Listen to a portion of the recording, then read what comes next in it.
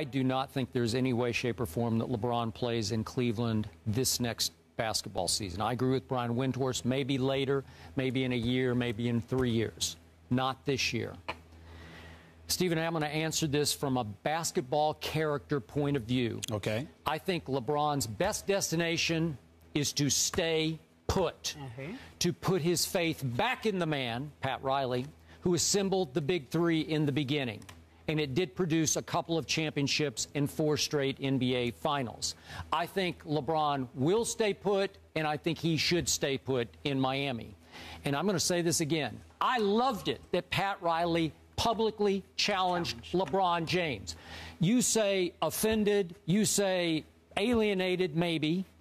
But I say challenged. And I loved it that Pat Riley went back through the good old days and listed all the great players who did not duck and run for cover after they lost an NBA Finals. They all bounced back, from Magic to Michael to Bird. We can go on and on.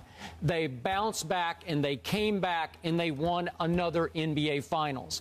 LeBron has been put on notice by one of the greatest coaches and greatest team builders in the history of this game, Pat Riley, for whom you have great respect. And I just hope that LeBron isn't so thin-skinned and so defensive and so egomaniacal that he lets, I don't want to see him let his ego get bent out of shape on this.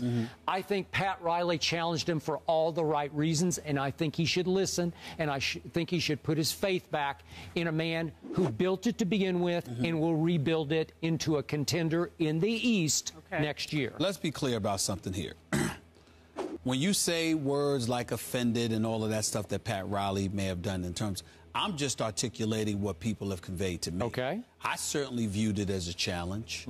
I didn't really have much of a problem with Pat Riley doing that because that's Pat Riley. That's who he is. He's as real as it gets.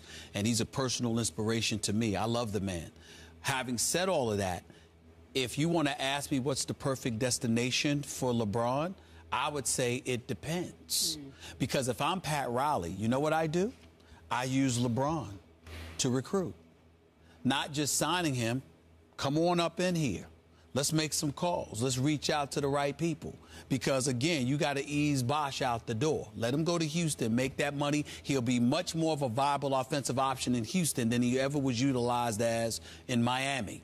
Because Dwight Howard could use Chris Bosh, and they would both benefit exponentially over his arrival in Houston, you know. But once that happens, if that were to happen, then to me, I'm Pat Riley. I don't have to worry about appeasing Bosh anymore. I know that D. Wade is willing to accept the pay cut, assuming that I make the right, make the right decisions with the money that we have available to us. Now it's about, all right, LeBron, D. Wade, what do we need? What can y'all help me pull off? That's what Pat Riley needs to do.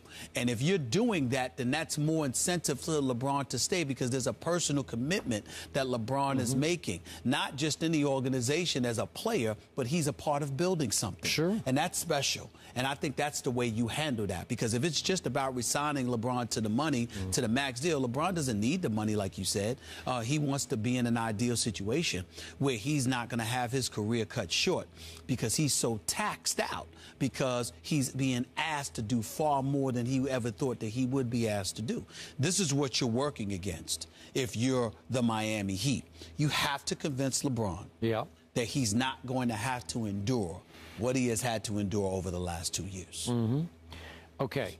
I don't care that Pat Riley might not have, what's the best word, catered to LeBron's entourage, and I doubt that he has because that's not in his DNA. That's not in his DNA. Okay. No.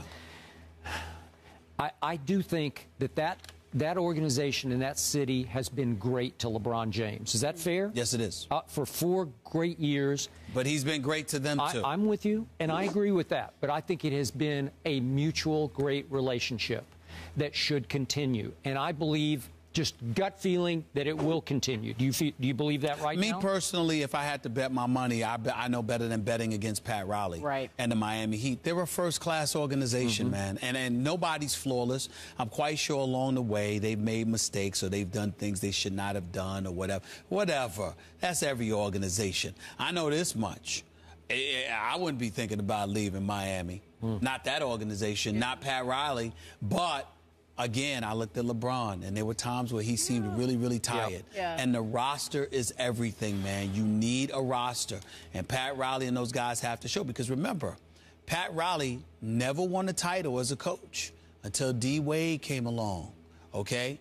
And it was after he had to take over for Stan Van Gundy. And he took over after acquiring Shaq. And D. Wade had to average 37 points a game over the last 4 games to deliver that championship. And then it was D. Wade that went out and got LeBron and Bosh. And that's what delivered you 2 more and 4 consecutive trips to the finals. So it is, even though we applaud Pat Riley and have profound respect for him, it's not beyond the pale to have the attitude. Now it's your turn to show us, because D. Wade really deserves a lot of credit for what has transpired.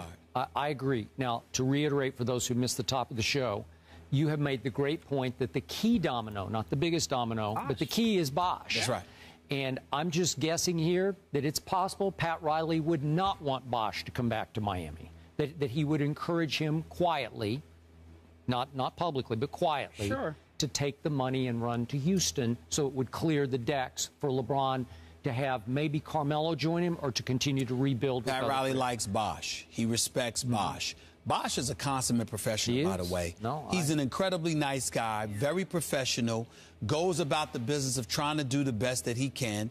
I just think that a guy like Tim Duncan exposed his limitations as a post player. He's basically a 6'10", 6'11" jump shooter. That's what Bosh is. Who did not make his three-point shots in the last 3 games. He would help Houston, though. He would help Houston.